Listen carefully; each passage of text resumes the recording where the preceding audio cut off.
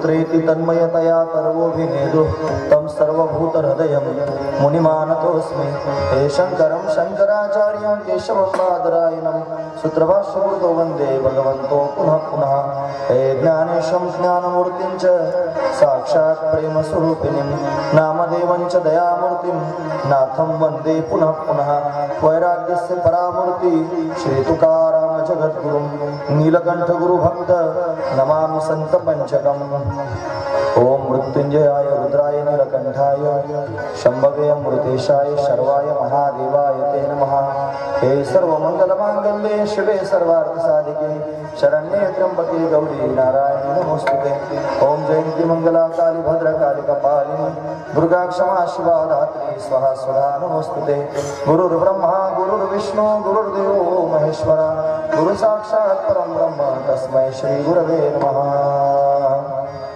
श्री गणेशाय नमः श्री सरस्वत्यै नमः श्री गुरुभ्यो नमः योऽन्तः प्रविश्य मम वाचमिमां प्रसुप्तां सञ्जीवयत्य किल शक्तिधर स्वधाम्ना अन्यशहस्तचरणश्रवणत्वगादीन् प्राणान् नमो भगवते पुरुषाय तुभ्यम्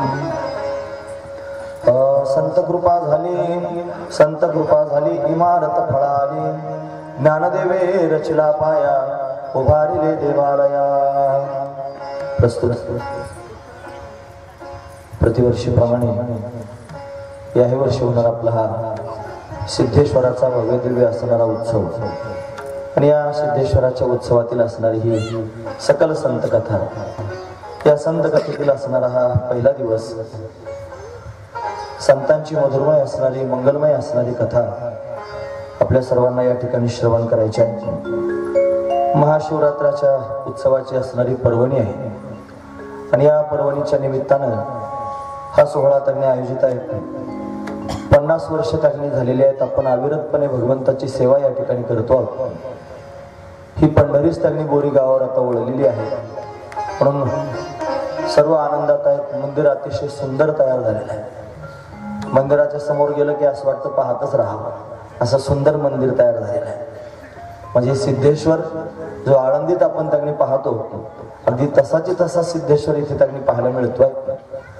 पूर्वी त्यांनी मंदिरात गेलं की खाली वाकून जावं लागायचं आणखी बसायला जागा नसायची पण आज आतमध्ये गेल्यानंतर फार समाधान वाटलं अगदी मोकळं झालेलं आहे आनंदाने त्यांनी तिथं साधना करणारा मनुष्य सुद्धा डोळे झाकून तासभर बसू शकतो एकांतात असताना पण असं सुंदर वातावरण प्रत्यक्षात पाहायला मिळत आहे सर्वजण सुज्ञ आहेत सगळ्या गोष्टी जिथली तिथे आहेत नंदी भला मोठा आणून ठेवलेला आहे त्याच्याकडे पाहत राहावं असं वाटतंय अजून भगवती पार्वती शंभू तिथे अंबिका या नियमानुसार पार्वतीची छोटी मूर्ती सुद्धा तिथे बसवायचं काम त्यांनी होणार आहे आणि सुंदर त्यांनी असणारे भक्तिमय वातावरण आपण सर्वजण या ठिकाणी पाहतो साधू संतांची कृपा आहे महापुरुषांची तपश्चर्या त्यांनी कामाला आली म्हणून त्यांनी अनेक महात्मे आपल्या या गावाला भेटले ज्यांच्या पदस्पर्शाने त्यांनी आपण सर्वजण ही भूमी पावन झालेली पाहतो म्हणून त्यांचीच कृपा आहे त्यांचे संकल्प आहेत इथे त्यांनी वैकुंठवासी गुरुवारी श्री कोंडाजी बाबा डेरे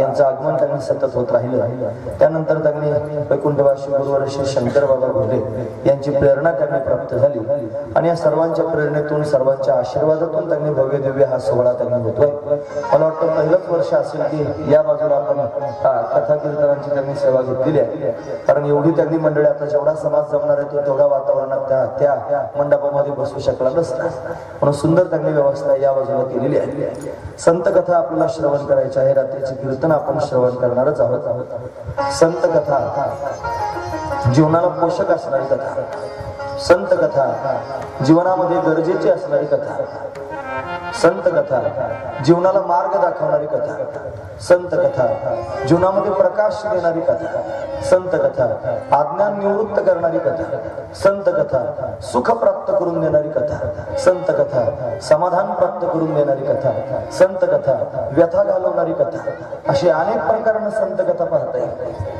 ही संत कथा जीवनामध्ये दिव्यत्व प्राप्त करून देते ज्याला दिव्य जीवन जगायचं असेल, ज्याला परमात्मा प्राप्त करून घ्यायचा असेल, त्यानं संतांची कथा श्रवण करावी. माऊली म्हणतात हरपले आपण ते पावे, ते या संता ते पाहता दिवसावे, म्हणून ऐकावे वाणावे तेच सदा. हरपले आपण ते पावे, जे आपलं हरवलेलं आहे ते जर आपल्याला प्राप्त करून घ्यायचं असेल तर आपण काय केलं पाहिजे? आपण संतांची कथा ऐकली पाहिजे आणि आपण कथा लोकांच्या समोर सांगितली पाहिजे. ऐकावे वाणावे, वाणावे म्हणजे वर्णन करून सांगावे आणि पुन्हा पुन्हा ते श्रवण करावे. असं जर आपण केलं तर आपलं हरवलेलं आपल्याला प्राप्त होईल. काय हरवलंय? आपलं हरवलंय स्वरूप. आपण कोण आहोत हे त्यांनी आपल्याला कळत नाही. हा महत्वाचा विचार आहे. आपण त्यांनी या संसाराच्या रहाटीमध्ये अडकलेलो आहोत. आपण या संसाराच्या रहाटीमध्ये चालतो आहोत. जीवन आपलं त्यांनी आपण संसारामध्ये खर्च करतो आहोत. पण वास्तविक पाहता हे जीवन अमूल्य किमतीचं आहे. हे संसारात खर्च करण्याकरिता मिळालेलं नसून हे स्वतःला जाणण्याकरिता मिळालेलं आहे. पण स्वतःच्या स्वरूपाला या माध्यमातून आपल्या सर्वांना जाणायचं आहे. मग ती जाणीव करून देणारे जर कोण असतील तर ते संत आहेत. पण संत मायबापांच्या माध्यमातून त्यांनी महाराज आपल्याला या सगळ्या गोष्टी कळणार आहेत. म्हणून संतांचे चरित्र सुद्धा आपण बारकाईने पाहिले पाहिजे. संत हे आपल्याकरिता गाईड आहेत, पण त्यांनी पुढे चालावं आणि आपण त्यांनी त्यांच्या पाठीपाठी चालावं. जर आपण संतांच्या मार्गावर चालायला सुरुवात केली तर कोणत्याही प्रकारचा अडथळा जीवनामध्ये येणारच नाही. निळोबऱ्यावर करून सांगतात ते तिने जीवन ते चालू जाता, चालू जाता, जीवन ते चालू जाता, जीवन ते चालू जाता,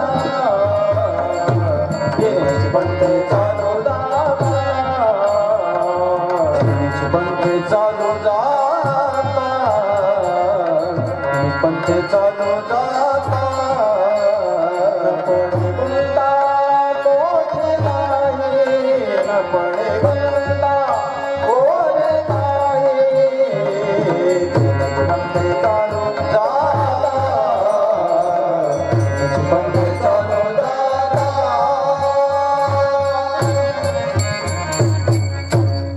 मार्ग धावून गेले आधी दयानिधी संत पुढे. निळोबाऱ्या संत जे दयानिधी संत आहेत ते पुढे मार्ग दाखवत गेलेले आहेत. आपण त्यांच्याच मार्गावर त्यांनी चालणं योग्य ठरेल. म्हणून संतांचं चरित्र त्यांनी पाहिलं पाहिजे आणि या संत चरित्राच्या माध्यमातून बोध जीवनामध्ये उतरवलं पाहिजे. म्हणून संत हे एक जीवन आहे, संत ही एक स्थिती आहे, संत ही एक अवस्था आहे. ती त्यांनी महाराज कोणी मिळवल्यानं प्राप्त होत नाही, ती तर स्वाभाविकपणे अंगी येत असतात. महत्वाची गोष्ट आहे, संत ही अवस्था प्राप्त होत असतात. कोणी कोणाला शब्दानं संत म्हटलं म्हणजे एखादा संत होतो असं नाही, तर त्याचं जीवन त्यांनी महाराज संत होतं. ज्याच्या जीवनामध्ये शीतलता प्राप्त होते, समाधान त्यांनी प्राप्त होतं आणि तो खऱ्या अर्थाने संत या स्थितीपर्यंत जातो. महत्वाची गोष्ट आहे. पण कोणी बळजबरी जर मी संत आहे असं म्हणत असेल किंवा संत होण्याकरिता प्रयत्न करत असेल तर हे प्रयत्न संत होण्याकरिता कारण नाही. मग अखंड भगवंताचं चिंतन करता करता जीवन शांत झालं आणि शीतलता जीवनामध्ये प्राप्त झाली, तेव्हा खऱ्या अर्थानं त्यांनी त्याला संत ही अवस्था प्राप्त होते. पण संत जीवनामध्ये त्यांनी महाराज अभ्यासले पाहिजेत. त्याच्याकरिता संत कथा आपण पाहतो. सगळ्यात पहिले संत जर कोणते असतील तर सनक, सनंदन, सनातन आणि सुजात हे 4 ब्रह्मदेवाची मुलं आहेत आणि हे खऱ्या अर्थानं संत रूपानं आधी प्रगट झाले आणि त्यांच्यापासून संपूर्ण जगाला उपदेश प्राप्त झाला. का संतांना यावंसं वाटलं असेल, का संत प्रगट झाले असतील, त्याचं कारण आहे काय? हे संत त्यांनी महाराज जगाचा उद्धार करण्याकरिता प्रगट होत असतात. जगाला त्यांनी महाराज या जडमूड असणाऱ्या समाजाला अज्ञान त्यांनी घालून नराचा नारायण करण्याकरिता त्यांनी संत अवतीर्ण होत असतात. संतांची व्याख्या जर पाहायचं ठरलं तर गुरुजी वर्णन करून सांगायचे. गुरुजी म्हणजे वैकुंठवासी रंगनाथ महाराज परभणीकर. ते म्हणायचे संत म्हणावं कोणाला? सामान्यतः आपण त्यांनी महाराज जे कृपाळू आहेत त्यांना संत म्हणतो, जे कृपा करतात त्यांना संत म्हणा. पण संतांचं लक्षण जर करायचं असलं तर ते निर्दुष्ट लक्षण असलं पाहिजे. आणि निर्दुष्ट लक्षण होण्याकरिता 3 त्यांनी दोष नसावे. पहिला दोष आहे अतिव्याप्ती नावाचा दोष, दुसरा हा दोष आहे अव्याप्ती नावाचा दोष आणि तिसरा दोष आहे असंभव नावाचा दोष. असे 3 प्रकारचे दोष रहित लक्षण करावं आणि ते निर्दुष्ट लक्षण होत असतात. पण संतांचं लक्षण करत असताना म्हटले जे कृपाळू असतात त्यांना संत म्हणा. म्हणजे कृपाळू असतात त्यांना जर संत म्हणायचं तर त्यांची अतिव्याप्ती जाते महाराज माय बापावर.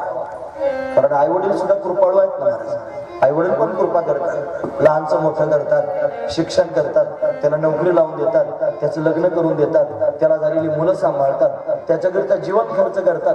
ही कृपाच आहे महाराज. आई वडील कृपा करतात.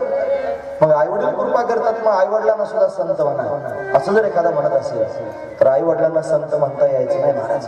कारण संतांची व्याख्या फक्त तेवढ्यानंच थांबणार नाही. आई वडील कृपाळू आहेत पण फक्त संसारातली कृपा करतात. ते भवसागरातून तारून नेऊ शकत नाहीत, भवसागरातून उद्धरून नेऊ शकत नाहीत. का उद्धरून नेऊ शकत नाहीत त्याचं कारण आहे काय? जो स्वतः उद्धरून गेलेला आहे तोच जगाला उद्धरून नेऊ शकतो.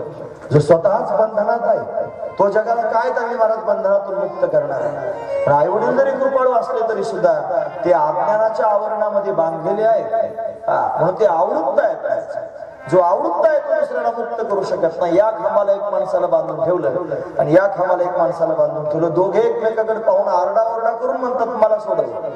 दोघे बांधलेले आहेत, कसे एकमेकाला सोडवतील? त्यांना सोडवता येणार नाही. मग त्यांना जर सोडवायचं असेल तर तिसरा मनुष्य असावा लागेल, तो मोकळा असावा लागेल, तेव्हा तो त्यांना बंधनातून सोडवेल. तसं आपण सर्वजण त्यांनी या भवबंधनामध्ये अडकलेलो आहोत. आपल्याला जर भवबंधनातून मुक्त व्हायचं असलं तर जो स्वतः मुक्त झालेला आहे तो आपल्याला मुक्त करू शकतो, दुसरा कोणी मुक्त करू शकत नाही. म्हणून मायबाप आहेत, कृपा करतात इथपर्यंत ठीक आहे, पण फार तर फार संसारातली कृपा करतील, बंधनातून मुक्त करणार नाहीत, म्हणून ते आवृत्त आहेत. मग व्याख्या करताना अशी केली पाहिजे, जी कृपाळू आहेत आणि अनावृत्त आहेत. कृपाळू असून अनावृत्त आहेत त्यांना संत म्हणा. परत अतिव्याप्ती झाली वेदावर. म्हणून वेद असा आहे हा कृपा करतो, वेद असा आहे जो त्यांनी महाराज अनावृत्त आहे. वेद कोणत्या बंधनात नाही, सर्वज्ञ आहे महाराज वेद. म्हणून त्यांनी वेदाला संत म्हणा. अहितापासून काढिती हित देऊन वाढविती नाही गा श्रुती परवती माऊली जगा, असं वेदाविषयी त्यांनी बोललं जातं. पण असं असणारा वेद आहे, वेदातल्या श्रुती आहेत ज्या अहितापासून जीवाला वाचवतात, हित देऊन त्याचं कल्याण करतात. मग वेद सुद्धा त्यांनी महाराज जगाचं कल्याण करणार आहे. तो कृपाळू आहे आणि तो वेद त्यांनी अनावृत्त आहे, तो बंधनात नाही. मग त्याला संत म्हणा म्हणे जमत नाही. तेवढ्यानं संतांची व्याख्या पूर्ण होत नाही. का बरं? अहो तो त्यांनी कृपाळू आहे, गोष्ट खरी आहे, तो स्वतः बंधनात नाही इथपर्यंत गोष्ट खरी आहे. पण त्याला जर जीवाचा उद्धार करायचा असेल तर जीवानं त्याच्याबरोबर त्याच्यापर्यंत जावं लागेल. वेद स्वतःहून आपल्या घरी येत नाही. एखाद्याच्या घरी वेद चालत चालत आला आणि मग तो म्हणला हे बघ तुझा उद्धार करण्याकरिता आलो, चल माझं तत्वज्ञान तू श्रवण कर, असं कधीच होत नाही. वेद स्वतःहून आपल्यापर्यंत येत नाही, आपल्याला वेदापर्यंत जावं लागतं, मग वेद आपला उद्धार करतो. नाही तर वेद त्याच्या जागेवर बसत आहे. महत्वाची गोष्ट आहे. म्हणून त्यांनी जमत नाही म्हटले. मग काय करावं लागेल? मग आणखी लक्षण बदललं. तो कृपाळू असावा, तो अनावृत्त असावा आणि स्वतःहून हित करून देणारा असावा, त्याला संत म्हणावा. परत सांगतो, तो कृपाळू असावा, तो त्यांनी महाराज अनावृत्त असावा, म्हणजे त्याच्या ठिकाणी ज्ञान असावं आणि स्वतःहून उद्धार करण्याकरिता तयार असावा, त्याला संत म्हणावा. म्हणून व्याख्याच तयार झाली. कृपाळू तत्वे सती अनावृत्तत्वे सती हित प्रापकत्वम संतत्वम. संत म्हणावं कोणाला? जो कृपाळू आहे, जो बंधन मुक्त झालेला आहे आणि जो कृपा करण्याकरिता तयार आहे, स्वतःहून आपली त्यांनी कृपा प्रदर्शित करतोय, जगाच्या समोर त्यांनी स्वतः येतोय, तो खऱ्या अर्थाने संत आहे. जो स्वतः सन्मार्गावर चालून लोकांना सन्मार्गावर चालवतोय, सन्मार्गवरती ना संत हा शंकराचार्यांनी व्याख्या करून ठेवली. जे सन्मार्गावर त्यांनी चालून जगाला सन्मार्गाला घेऊन जातात त्यांना संत म्हणतात. म्हणून आज जगाचा उद्धार व्हावा असं जर वाटत असेल तर सगळ्यात मोठी गरज जर या समाजाला कशाची असेल तर ती संत विचारांची गरज आहे महाराज. संत संगतीची गरज आहे. संतांच्या संगती वाचून, संतांच्या विचारा वाचून आज समाजाचा उद्धार होऊ शकत नाही. म्हणून संत जीवनामध्ये फार महत्वाचे आहे. ते संत आपल्याला प्राप्त व्हावे त्याच्याकरिता आपण अट्टहास करावा. हे संत सहजासहजी भेटत नसतात. ते त्यांनी महाराज मोठ्या भाग्यानं प्राप्त होतात. सहजासहजी न प्राप्त होणारे म्हणतात. रामकथा त्यांनी सांगितली ना, ती काही पक्षांमध्ये झाली, काही पक्षांमध्ये झालेली कथा आहे. त्याच्यामध्ये त्यांनी काक भुशुंडीजी महाराज आहे, कावळ्याच्या रूपात कथा सांगतात. काक भुशुंडीजी ऋषी आहेत आणि कावळ्याच्या रूपात कथा सांगतात. त्यांच्या समोर कथा ऐकण्याकरिता गरुड महाराज येऊन बसले. गरुड पक्षीच आहे आणि सगळे पक्षी बसले, सगळ्या पक्ष्यांचा समाज आहे. गरुडानं त्यांनी काक भुशुंडीजींना विचारलं, महाराज सांगा, माझा प्रश्न आहे तुमच्या समोर, जरूर विचारायला लागला का करू शिंदेजी सांगा म्हटले, या जगामध्ये सगळ्यात मोठं सुख कोणतं आणि या जगामध्ये सगळ्यात मोठं दुःख कोणतं, हे मला कृपा करून तुम्ही सांगा. असं विचारल्याबरोबर का वसुंडीजी महाराजांनी वर्णन करून सांगितलं. ते म्हणतात, संत मिलन सम सुख जग नाही दरिद्र सम दुःख जग आहे. संतांच्या मिलनासारखं सुख जगामध्ये दुसरं कोणतंच नाही आणि दारिद्र्यासारखं दुःख जगामध्ये दुसरं कोणतंच नाही. दारिद्र्याचं दुःख म्हणजे संपत्तीचं दारिद्र्य डोळ्यासमोर आणू नका. संपत्तीनं दरिद्र्य असणारा मनुष्य तरी एक वेळेला समाधान राहतो, समाधानानं जीवन जगू शकतो, पण विचाराचं दारिद्र्य ज्याच्या जवळ आहे तो कधीच समाधानी राहू शकत नाही, कधीच समाधान नाही. तो संपत्तीनं श्रीमंत आहे इथपर्यंत ठीक आहे, पण विचारानं दरिद्र आहे, त्याचे विचार खालच्या पातळीचे आहेत, कधीच चांगला विचार करत नाही. दुसऱ्याकडे पाहून त्याला कधी समाधान वाटायचं नाही, दुसऱ्याचं चांगलं झालेलं त्याला कधी खपायचं नाही, दुसऱ्याचा उत्कर्ष त्याला कधी सहन व्हायचा नाही, चांगल्या गोष्टी कधी त्याच्या विचारात यायच्या नाही. असा तळागाळाचा विचार करणारा एक वर्ग आहे. तो संपत्तीनं जरी श्रीमंत असला तरी विचारानं मात्र दरिद्रीच आहे. आणि असा विचाराचा दरिद्री मनुष्य कायम मुख्य आहे. त्याच्यासारखं दुःख कोणतं नाही जगामध्ये. मग सुख कशात आहे? जे विचारानं श्रीमंत आहेत, ज्यांचे विचार उच्च आहेत, ज्यांचे विचार दिव्य आहेत, ज्यांचे विचार समाधान प्राप्त करून देणारे आहेत, ते खरे श्रीमंत आहेत. म्हणून त्यांनी या जगामध्ये श्रीमंत विचार कोणाचे असतील तर ते माऊली ज्ञानोबरायांचे आहेत महाराज. या जगामध्ये समाधान देणारे, दिव्यत्व प्राप्त करून देणारे विचार जर कोणाचे असतील तर ते तुकोबारायांचे आहेत. पण खऱ्या अर्थानं ज्ञानोबा तुकोबार आहे आणि यांचं वाङ्मय, त्यांचे विचार जगाला त्यांनी पावन करणारे आहेत आणि ते श्रेष्ठ असणारे विचार आहेत. म्हणून त्यांची संगती जर आपल्या जीवनामध्ये झाली तर खऱ्या अर्थानं आपण सुखी होऊ शकतो. म्हणून संत मिलन सम सुख जग नाही दरिद्र सम दुःख जग आहे. म्हणून दारिद्र्यासारखं दुःख नाही आणि संतांच्या मिलनासारखं सुख जगामध्ये दुसरं कोणतंच नाही. म्हणून संत मिलन त्यांनी झालं पाहिजे.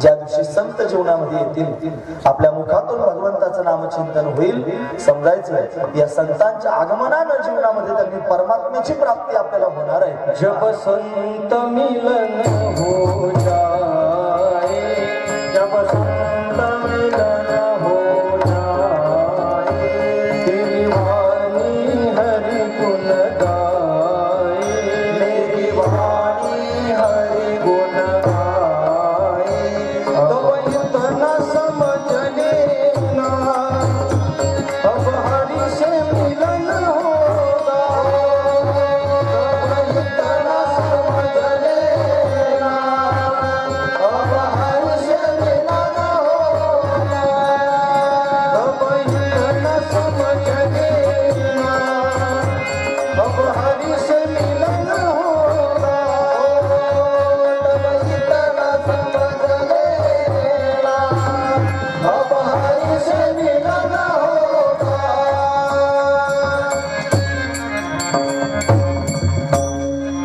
जब संत मिलन हो जाए, तेरी वाणी हरिगुण गाए, तब इतना समझ लेना अब हरि से मिलन होगा. आता देव भेटणार आहे.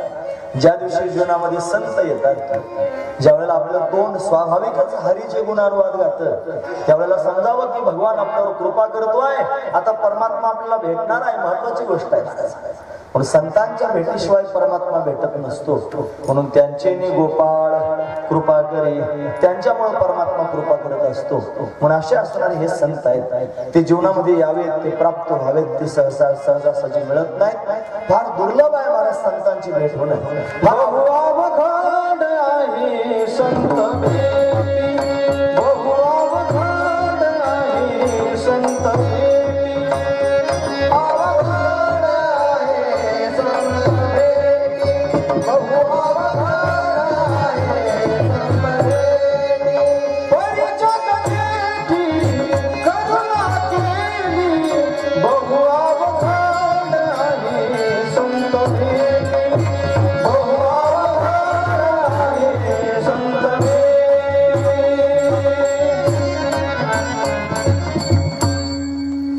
बहुअवघड आहे संत भेटी, पर जगजेठी करुणा केली. जगजेठी नाम परमात्मा. संतांची भेट होणं वास्तविक पाहता फार अवघड आहे, पण भगवंतानं कृपा केली म्हणून संत त्यांनी भेटले. अशी संत भेटत नाहीत महाराज. आपण फार भाग्यवान आहोत की आपण ज्ञानोबरायांच्या नंतर जन्माला आलो. आपण फार भाग्यवान आहोत आपण तुकोबरायांच्या नंतर जन्माला आलो. आपण फार भाग्यवान आहोत की आपल्या आधी संतांनी वाङ्मय तयार करून ठेवलं आपल्या उद्धाराकरता. म्हणून त्यांनी फार भाग्याचं लक्षण आहे महाराज. हे संत त्यांनी आपल्याला प्राप्त झाले. आजही ज्ञानेश्वरी बघा, तुम्हाला ज्ञानोबरायांचं प्रत्यक्ष दर्शन होईल. ज्याचं जीवन ज्ञानेश्वरीमय झालं त्याला ज्ञानोबरायांचं दर्शन प्राप्त होईल महाराज. तुकोबरायांचे विचार त्यांनी महाराज गाथ्याच्या माध्यमातून पाहायला मिळतील. आज तुकोबरायांचं दर्शन या गाथ्याच्या माध्यमातून जगाला त्यांनी प्राप्त होत आहे. म्हणून त्यांनी हे संत या ग्रंथांच्या माध्यमातून प्रत्यक्ष पाहायला मिळतात. काय हे झालं असेल फार अवघड आहे, पण तरी सुद्धा त्यांनी भगवंतानं कृपा केली म्हणून हे झालं. नाहीतर भेटत नाही. तुकोबराय म्हणतात कोण पुण्य त्यांचा होईन सेवक जेही द्वंद्वाधिक दुराविले ऐसी वरमेव जदावी नारायणा आणि अंतरेच्या खुणा प्रगट होती. बहुअवघड आहे संत भेटी परी जगजेठी करुणा केली. जगजेठी नाम परमात्मा त्यानं कृपा केली. कशी काय कृपा केली? तो परमात्मा स्वतःच संतांच्या रूपानं प्रगट झाला. ही त्यानं केलेली कृपा आहे महाराज. तो स्वतःच त्यांनी संतांच्या रूपानं आला. आणि संत आणि देव पाहायला दोन दिसतात. संत आणि देव नावं दोन वाटतात. देव आणि संत हे दोन नावं आपल्याला पाहायला मिळतात. त्यांच्या आकृती भिन्न भिन्न पाहायला मिळतात. पण नावं जरी दोन असले, त्यांचे आकार जरी दोन असले, त्यांची रूप जरी भिन्न असली तरी सुद्धा संत आणि देव मात्र दोन नाही, ते एकच आहेत. महत्वाचा विचार तुकोबराय वर्णन करून सांगतात. देव ते संत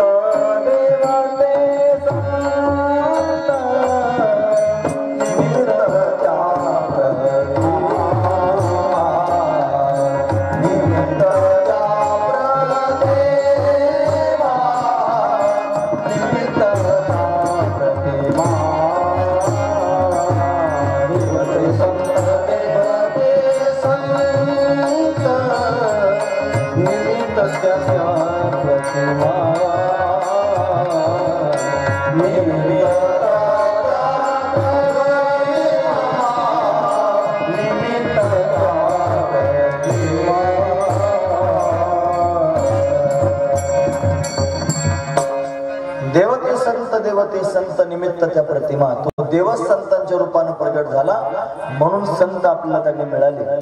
पण कळत नाहीत महाराज ते संत. का बरं कळत नाहीत माहिती आहे? त्यांना कळून घेण्याकरिता आपल्या ठिकाणी ती वृत्ती तयार झाली पाहिजे. तो का म्हणे अंगी व्हावे ते आपण आणि तरीच महिमान येईल कळो. ते सहजासहजी कळत नाहीत. आपण तसं व्हावं लागेल तेव्हा त्यांनी महाराज ते कळतील. बहुदुधड जरी झाली म्हैस गाय तरी होईल काय कामधेनू. ती फार दूध देणारी गाय झाली म्हणजे काय त्यांनी कामधेनू थोडीच होती. तसं फार चांगलं बोलता आलं म्हणजे एखादा संत थोडाच होतो. तुमच्या समोर बसून फार चांगलं पोपटासारखं बोलता आलं म्हणजे काय त्यांनी तुम्ही संत म्हणणार आहात? असं संतत्व नाही. हे तर त्यांनी महाराज अंगी बांधण्याची गोष्ट आहे. म्हणून ते त्यांनी महाराज देवच संतांच्या रूपानं प्रगट झालेले आहेत आणि जगामध्ये त्यांनी क्रीडा करत आहेत. तुकोबरायांविषयी बोलताना तो हा विश्वसखा क्रीडेजनी तुका भासला मानवी वेशधारी परिहा लीला विग्रही निर्विकारी. किंवा त्यांनी ज्ञानोबरायांच्या बाबतीत जर बोलायचं म्हटलं तर अवतार पांडुरंग नाव ठेविले ज्ञानी. अवतार पांडुरंग अवतार पांडुरंग नाव ठेविले ज्ञानी. पांडुरंगाचाच अवतार आहे फक्त नाव ज्ञानेश्वर ठेवलेलं आहे. पांडुरंगाचाच अवतार आहे फक्त नाव तुकाराम ठेवलेलं आहे. तुका तुकाराम से दो नाम एक अंग उनका सेतु भंग गया इनका सेतु अभंग. दोन नाव आहेत पण अंग मात्र एकच आहे. म्हणून त्यांनी तो परमात्माच तुकोबरायांच्या रूपानं प्रगट झाला. तुका विष्णू नाही तुझा. म्हणून त्यांनी महाराज विष्णू परमात्माच तुकोबरायांच्या रूपानं आला. पण तो हा विश्वसखा क्रीडेजनी. का सांगतोय कशा दिसतात? हे संत त्यांनी संत रूपानं दिसतात खरे पण तसं नाही. तो देवच संतांच्या रूपानं प्रगट झालेला आहे. त्यानं ठरवलेला आहे. तो म्हणतो देवाचे अवतार भक्ताशी संसार दोहीचा विचार एकपणे. देवच त्यांनी महाराज भक्तांच्या रूपानं संसाराला आला आणि देवच त्यांनी महाराज देव होऊन अवताराला आला आणि मग दोघांमध्ये खेळ सुरू झाला. भक्ताशी सोहळे देवाची अंगी देव त्यांच्या संगे सुखभोगी. देवच त्यांच्या बरोबर सुख भोगतोय आणि भक्तांचे सोहळे त्यांनी देव स्वतः अशा पद्धतीने करतोय. म्हणून संत आणि देव यांच्यामध्ये असणारा हा खेळ आहे. आणि ते खेळतायत महत्वाची गोष्ट, पण या खेळामध्ये फायदा तिसऱ्याचा होता आणि तो तिसरा जर कोण असेल तर जीव आहे. पण जीवाचं हित करण्याकरिता हे संत त्यांनी अवतार धारण करून येत असतात. ब्रह्ममूर्ती संत जगी अवतार, जे ब्रह्ममूर्ती आहेत आणि जगी त्यांनी प्रत्यक्ष प्रगट झाले. कशाकरिता? अरे उद्धाराया आले, दीन जना जड जीवांचा उद्धार करण्याकरिता आले, त्याच्याकरिता अवतीर्ण झाले महाराज. त्यांचा अवतार झाला. पण संतांचा अवतार त्यांनी होत असतो, देवाचा अवतार होत असतो. तू नावाच्या धातूपासून त्यांनी अवतार शब्द तयार झाला. तू तरती म्हणजे खालून वर जाणे आणि त्याच्यापासूनच आवा हा उपसर्ग लागला वरून खाली येणे, म्हणजे त्यांनी दिव्य स्थितीला सोडून खाली येतात, त्यांना संत म्हणतात. जे आपली स्थिती सोडून त्यांनी खाली येतात, जगाचं हित करण्याकरिता येतात. महत्वाची गोष्ट आहे महाराज. या संतांना अनेकांच्या उपमा देण्यात आल्या. काही ठिकाणी संतांना चंदनाची उपमा दिली, काही ठिकाणी संतांना गंगेची उपमा दिली, काही ठिकाणी संतांना नावेची उपमा दिली. तुका म्हणे नाव जनासाठी उदकी ठाव. नावेला त्यांनी मला स्वतः पाण्यात राहण्याची काय आवश्यकता आहे, पण लोकांचा त्यांनी मला उद्धार करण्याकरिता इकडून तिकडे लोकांना नेण्याकरिता नाव पाण्यामध्ये वास्तव्य करते. तसे संत जगामध्ये नाव आहेत महाराज. भिजवून येते हात पाव काही, भवतरावया उत्तम हे नाव आणि भिजवून येते हात पाव काही. म्हणून त्यांनी भवसागरातून तरुण जाण्याकरिता संत ही नाव आहे आणि हात पाय भिजू देत नाहीत. फक्त शरणागती करा, पहिले त्याला घेऊन जातील महाराज. म्हणून त्यांनी असे संत आहेत नावेच्या रूपात. हे संत चंदनासारखे आहेत महाराज. तो का म्हणे गुण चंदनाचे अंगी आणि तैसे तुम्ही जगी संत जन, तसे तुम्ही संत जन जगात आहात. चंदनाच्या अंगात 3 गुण आहेत महाराज. तुम्ही मला संत कथा सांगायची सोडून हे का सांगताय? हे जर मी सांगितलं नाही तर मग संत कथा तुम्ही काय ऐकणार? संत कोण हे तर कळायला पाहिजे ना, मग चरित्र ऐकायचे. संत म्हणावं कशाला? संत काय स्वरूप आहे नेमकं ते तर कळायला पाहिजे ना. हे जर नाही कळालं आणि नुसती चरित्र कथा ऐकली मग काय गोष्टी ऐकायच्या थोड्याच त्यात. म्हणून संतांचं चरित्रच आपल्याला ऐकायचं, संत कथाच ऐकायची. पण संत काय असतात ते तर आधी ऐका. संत म्हणावं कोणाला, त्यांची अवस्था काय असते ते तर ऐकून घेतलं पाहिजे ना. महत्वाची गोष्ट आहे. चंदनासारखे आहेत महाराज संत. चंदनाच्या अंगात 2-3 विशेष गुण आहेत. काय करते चंदन? हे चंदन दुसऱ्याला त्यांनी शीतलता प्राप्त करून देण्याकरिता झिजत, झिजायचं काम करतात. चंदनाला उघडतात ना महाराज. मग हा चंदन दुसऱ्याला त्यांनी शीतलता प्राप्त करून देतो, दुसऱ्याला सुगंध देतो. तसे संत सुद्धा जगाकरिता झिजतात. देह कष्टविती परोपकारे संतांचं लक्षण आहे. चंदन जसा त्यांनी महाराज दुसऱ्याला शीतलता प्राप्त करून देतो, थंड होतो महाराज. केवढा मोठा साप जरी असला, सर्प जरी असला तरी चंदनाच्या झाडाला वेढा मारून बसतो महाराज. तो चंदन सापाला सुद्धा शीतलता देतो. जो विषारी असणारा साप आहे त्याला शीतलता देतो. का सांगतो कशाकरिता ते ऐका. केवढाही वाईट मनुष्य असू द्या, केवढाही दुराचारी असू द्या, तो संतांच्या संगतीत गेला ना तर संत त्याला सुद्धा शीतलता प्राप्त करून देतात महाराज. एवढं सामर्थ्य संतांमध्ये, म्हणून शीतलता देणारे संत आहेत महाराज. आणि त्यापेक्षा चंदनाच्या अंगामध्ये जसा सुगंध त्यांनी देण्याची क्षमता आहे ना, तसे संत त्याने महाराज जगाला विचारांचा सुगंध देतात, ज्ञानाचा सुगंध प्राप्त करून देतात. याला संत म्हणतात. हे संतांचं जीवन आहे, हे चंदनासारखं जीवन आहे. संतांचं जीवन गंगेसारखं आहे महाराज. गंगा काय करते? ही गंगा सगळ्या जगाला पवित्र करते, जगाचं पाप घालवते. असं कोणतंच साधन नाही महाराज एकाच वेळेला सगळं पाप घालवेल. तुकोबाराय म्हणतात पाप ताप दैन्य जाय उठा उठी आणि झाली भेटी हरिदासाची. अरे पाप जातं, ताप जातं, दैन्य निघून जातं. आणि कशानं जात असेल तर हरिदासांचे नाम संतांची भेट झाल्याबरोबर या सगळ्या गोष्टी निघून जातात. एवढं सामर्थ्य संतांचं आहे. जशी गंगा तागणी महाराज हिमालयातून निघाली, समुद्रापर्यंत गेली, तिच्याजवळ 3 विशेष गुण पाहायला मिळाले. पहिला गुण गंगेचा त्यांनी पाहायला मिळाला सुलभत्व, दुसरा गुण गंगेच्या ठिकाणी पाहायला मिळाला समन्वयत्व आणि तिसरा गुण गंगेच्या ठिकाणी पाहायला मिळाला समर्पणत्व. 3 गोष्टी. सुलभत्व, वास्तविक गंगा प्रगट झाली ती गंगाद्वार. तुम्ही जर कधी यात्रेला गेले असाल हिमालयामध्ये तर गंगोत्री यमुनेत्रीची टोक आहेत महाराज उंच, पण गंगा त्या गंगोत्रीतून प्रगट झाली. सामान्य माणसाला गंगोत्रीला चाल म्हटलं तर जाता यायचं नाही. ऑक्सिजनचं प्रमाण कमी आहे, फार जास्त उंचावर आहे, गाडी तिथपर्यंत जात नाही, चालत चालत जावं लागतं. 18 किलोमीटर तागणी महाराज गाडी जिथं थांबते तिथून पुढे चालत जावं लागतं. मग अडचणीत असणार ते गंगाद्वार आहे. गंगा तिथं प्रगट झाली. कोणीतरी म्हणलं गंगे इथं प्रगट झालीस, बोळ्या भावड्या लोकांनी तुझ्यापर्यंत यायचं कसं? तू सगळ्या जगाला पावन करणारी आहेस, सगळ्या जगाचं पाप ताप घालवणारी आहेस, आणि तू जर एवढ्या उंचावर राहिली तर जगाचं हित होईल कसं? मग गंगेनेच विचार केला की आपण एवढ्या उंचावर न राहता आपणच लोकांपर्यंत जाऊ. पण ती गंगा टाकली महाराज त्या हिमालयाला सोडून टाकली महाराज हरिद्वार मध्ये आली. आता हरिद्वारला जाणं सोपं आहे की नाही? इथून रेल्वेत बसलं की हरिद्वारला जाता येतं. हरिद्वारला जाणं सुलभ झालं का? झालं सांगतो ऐका. या गंगेने विचार केला की लोकांचं हित करायला आपण त्यांच्यापर्यंत गेलं पाहिजे. ती सुलभ झाली. सुलभत्व पहिला गुण गंगेचा.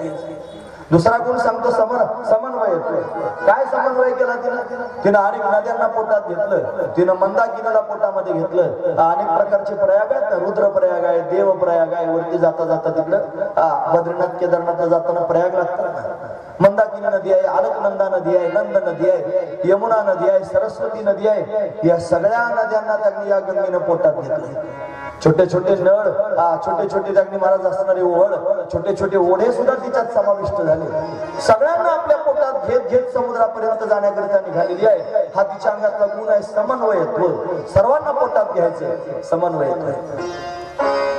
आणि सगळ्यांना पोटात घेऊन सगळ्या जगाचं पाप ताप घाण सगळी पोटात घेऊन समुद्राला जायचं. आणि समुद्रामध्ये त्यांनी एकरूप व्हायचं. पुन्हा अहंकार धारण करायचा नाही, समर्पण करून टाकायचं. समुद्राच्या ठिकाणी स्वतःला समर्पित करून टाकायचं. हे जसे गंगेचे 3 गुण आहेत ना, तसे संतांजवळ 3 गुण आहेत. हे संत जगाकरिता सुलभ झाले. नाहीतर त्यांनी महाराज एकदा स्वरूपाचा बोध प्राप्त झाला ना की काही करायचं शिल्लक राहत नाही. काम नाही झालं पाहिजे काम, अशी अवस्था त्यांना प्राप्त होते. जगाचा त्यांनी कोणत्याच प्रकारचा उठाठेव करण्याची आवश्यकता त्यांना राहत नाही. पण तरी सुद्धा जगाचं हित करण्याकरिता एवढ्या उंच असणाऱ्या स्थितीवरून ते खाली येतात. म्हणजे सुलभ होतात, जगाकरिता सुलभ होतात. फक्त सुलभ होतात असं नाही, समन्वयत्व. कसेही लोक असू द्या त्यांना पोटात घेतात. खटनट या रे, शुद्ध होऊन जा रे, दौंडी पिटी भावे चोखा मेळा, खट या नट या, कसे या, तुम्ही कशाही स्वभावाचे या, त्यांच्याजवळ गेले की सगळे सारखे होतात महाराज. आणि त्यापेक्षा ते सगळ्यांना सारखं करून घेतात. लोक त्यांना विचारतात जाऊन, महाराज तुम्हालाच जमतं हे असं?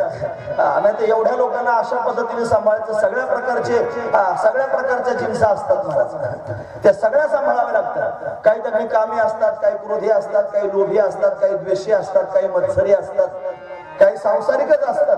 पण सगळे सांभाळायचे आणि सगळ्यांबरोबर प्रेमाने वागून त्यांना सगळ्यांना त्या स्थितीपर्यंत घेऊन जायचे. हे काय समन्वयत्व आहे. आणि फक्त तेच करू शकतात, दुसरं कोणी करू शकत नाही. आणि त्याच्या पुढचा मुद्दा आहे का, हे समन्वयत्व जरी पोटात असलं त्यापेक्षा त्यांनी महाराज या संतांच्या जीवनामध्ये समर्पण आहे. आणि हे समर्पण सगळ्यात मोठी गोष्ट आहे की केवढं मोठं कार्य करतात, जगदोद्धाराचं कार्य करतात.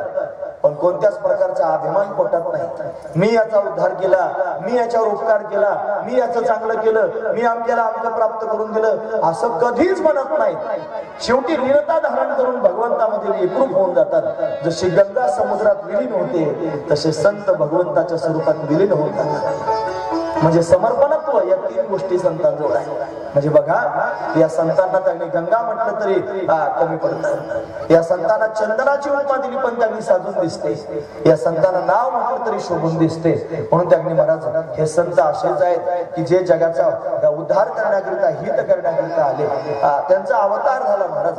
म्हणून तुम्ही संत माय बाप कृपावंत, कायमी पतित कीर्तिवान, अवतार तुम्हा धराया कारण, उद्धराया जन जड जीव, वाढावया सुख भक्ती भाव धर्म, कुळाचार नाम विठोबाचे, तुका म्हणे गुण चंदनाचे अंगी, तैसे तुम्ही जगी संत जन. असे संत आहेत.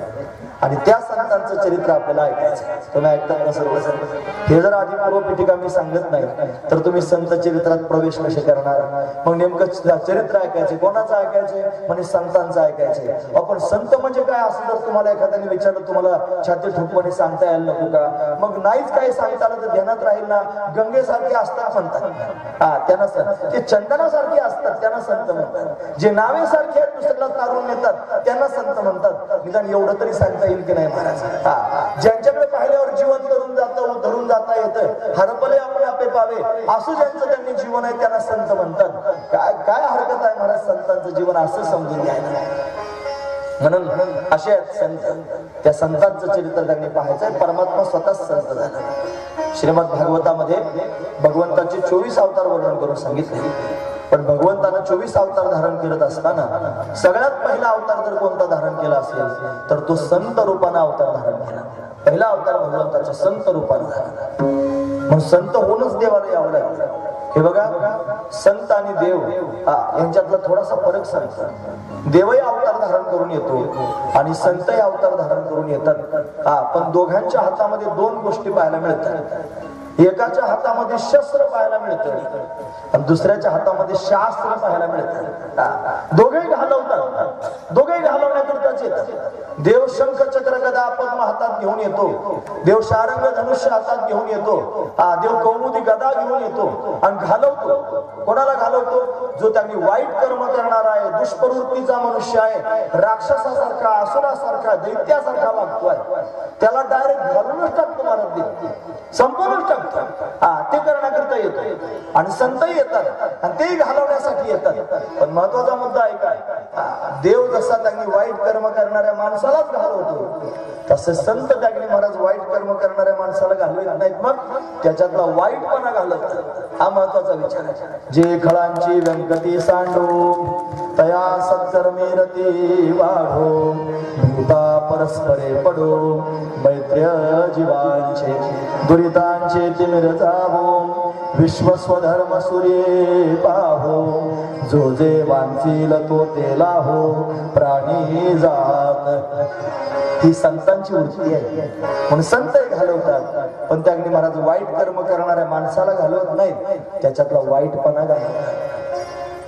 म्हणून कितीही वाईट असू द्या, किती दुराचारी असू द्या, संतांच्या संगतीत गेला की त्याने महाराज तो सद्गुणी होतो. आधी जरी दुराचारी तरी तो सर्वोत्तमाची अवधारी. संतांची संगती झाली की तो सर्वोत्तम स्थितीला प्राप्त होतो. महाराज या संतांच्या संगतीचा महिमा सांगत असताना लोह परिसाची नस आहे उपमा. लोखंडाची आणि सोन्याची जी उपमा दिली जाते की नाही, परिसाची आणि ती लोखंडाची उपमा दिली जाते. म्हणतात परिस लोखंडाला स्पर्श केला रे केला की लोखंडाचं सोनं होतं. बरोबर आहे? बरोबर आहे. परिसानं लोखंडाला स्पर्श केला रे केला की लोखंडाचं काय होतं? सोनं होतं. हा कशाचा गुणधर्म आहे? परिसाचा गुणधर्म आहे. पण तुम्हाला आणखी विचारायचं, मला सांगा, परिस लोखंडाला लावल्यानंतर सोनं करतो, पण परिस लोखंडाचं परिस करू शकतो काय? नाही करू शकत. परिस लोखंडाचं परिस करीत नाही, परिस लोखंडाचं सोनं करतो. त्याच्यात त्याला परिस करण्याची क्षमता नाही. पण त्याच्यापेक्षा श्रेष्ठ महिमा संतांचा आहे. जो संतांच्या जवळ जातो हे संत त्याला आपल्यासारखंच करून टाकतात. हे आपणा सारखे करीती दाता, आपणा सारखे करीती दाता, आपणा सारखे करीती दाता, आपणा सारखे करीती दाता. नाही काळ वेळ तयाला, नाही काळ वेळ तयाला, नाही काळ वेळ तयाला. आपणा सारखी करीती तात्काळ, नाही काळ वेळ तया लागी. अरे आपल्यासारखंच करून टाकतात. म्हणून लोह परिसाची नस आहे उपमा. तिथं उपमा देण्यासारखंच काही सापडत नाही. एवढं श्रेष्ठत्व संतांचं आहे. हे संत जीवन आहे. म्हणून त्यांनी भगवंताने अनेक अवतार धारण केले. त्या अवतारामध्ये त्यांनी पहिला अवतार देवानं धारण केला संतांचा. म्हणून आधी संत रूपाने परमात्मा प्रगट झाला. तो पहिला अवतार जर कोणता असेल तर सनकादिक संतांचा अवतार आहे. सनंदन, सनातन आणि सुजात हे चार त्यांनी भावंड प्रगट झाले. हे संत आहेत. कसे काय प्रगट झाले, कुठे प्रगट झाले, का प्रगट झाले आणि प्रगट होऊन त्यांनी काय केलं, हे सगळं आपल्याला आता त्यांनी पाहिलं पाहिजे. ते सामान्य नाहीत महाराज. ज्या वेळेला त्यांनी भगवंतानं सृष्टी निर्माण करायला सुरुवात केली, त्या सृष्टी निर्मितीच्या आधीची त्यांनी कथा सांगतात. श्रीमद भागवताच्या पहिल्या स्कंधामध्ये अधिकार स्कंध वर्णन करून सांगितलं. अधिकार सांगितलं. परमात्मा प्राप्तीचा अधिकारी कोण हे कळायला पाहिजे महाराज. परमात्मा कोणाला प्राप्त होतो हे पण कळायला पाहिजे ना. काही ग्रंथांमध्ये त्यांनी महाराज ग्रंथाचा अधिकार पाहिला पाहिजे. कोणत्याही ग्रंथात जर प्रवेश करायचा असला तर चार गोष्टी अतिशय महत्वाच्या आहेत. अधिकारी, विषय, प्रयोजन आणि संबंध. त्याचा अधिकारी कोण हे कळायला पाहिजे. त्याच्यातला त्यांनी विषय काय सांगितलं तो कळायला पाहिजे. त्यातलं प्रयोजन म्हणजे ते ऐकल्यानं फल काय प्राप्त होणार हे कळायला पाहिजे, त्याचा आपला संबंध काय हे आपल्याला कळायला पाहिजे. अधिकार महत्वाचा असतो. पण श्रीमद भागवतामध्ये पहिल्या स्कंदात अधिकार सांगितला, तो अधिकार स्कंदच आहे. दुसरा स्कंद जो आहे त्याला साधना स्कंद म्हणतात, साधना स्कंद. म्हणून जो अधिकारी झाला त्याने साधना करावी. आज लोक त्यांनी परमार्थ करतात, तुम्ही ऐकतात ना सर्व, पण परमार्थ साधना म्हणून करीत नाही, म्हणून फलद्रूप होत नाही. परमार्थ करतात सगळे, पण परमार्थ साधना म्हणून करीत नाही. त्यांना वाटतं आपल्यावर काही बंधन नाही, हे आपण असंच केलं पाहिजे, असं अजिबात केलं तर केलं नाही तर नाही केलं. एखाद्या दिवशी त्यांनी गण नाही लावलं तर नाही लावलं, एखाद्या दिवशी त्यांनी भगवंताची पूजा नाही केली तर नाही केली, असं म्हणणारे त्यांनी बरेच लोक पाहायला मिळतात. परमार्थ तर करतात पण साधना म्हणून करीत नाही. म्हणून साधना महत्वाची आहे. साधना केल्याशिवाय साध्यापर्यंत जाता यायचं नाही. पण जीवनात परमात्मा जर साध्य तुमच्या असेल तर तुम्हाला साधकच व्हावं लागेल. बिगर साधनेचा परमात्मा भेटत नसतो. म्हणून साधना केली पाहिजे, त्या साधनेवर आरूढ झालं पाहिजे, हा महत्वाचा विचार. म्हणून अधिकार झाला रे झाला की त्यानं साधना करावी. जे तुकोबराय त्यांनी होय होय वार करी पाहे पाहेरे पंढरी म्हणतात, तेच तुकोबराय ठाई चवळ सोनी करा एक चित्त म्हणतात. तेच तुकोबराय. जे वारी करा म्हणतात तेच एका जागेवर बसून चिंतन करा म्हणतात. आपण दोन्ही गोष्टी ऐकल्या पाहिजे. आपण वारी तर करतो आणि वारी करतो त्यांनी महाराज काहीतरी आपल्याला कोणतरी काम लावून दिल्यासारखं करतो. अजून प्रमाण सांगतो. तुकोबराय म्हणतात मोले घातले रणाया नाही आसू आणि माया. पूर्वीच्या काळामध्ये एखादा चांगल्या घरचा एखादा माणूस वारला की वारल्यानंतर त्यांनी महाराज काही रोदाली आणायच्या, रडाय करायच्या. रडणाऱ्या त्यांनी बाया भेटायच्या, आणि त्या रडायच्या आणि त्यांना निरोप यायचा. तो निरोप आला की मग ते कोणीतरी कानात सांगायला यायचे मुलगी आली. मग मुलगी आली म्हणजे की त्यांनी मुलीचं नाव घेऊन मोठमोठ्यानं रडायचं. आणि ते प्रेत त्यांनी पडलेलं असायचं, त्याला म्हणायचं आता उठा ना, डोळे उघडा ना, तुमची मुलगी आली ना, असं म्हणून रडायचं.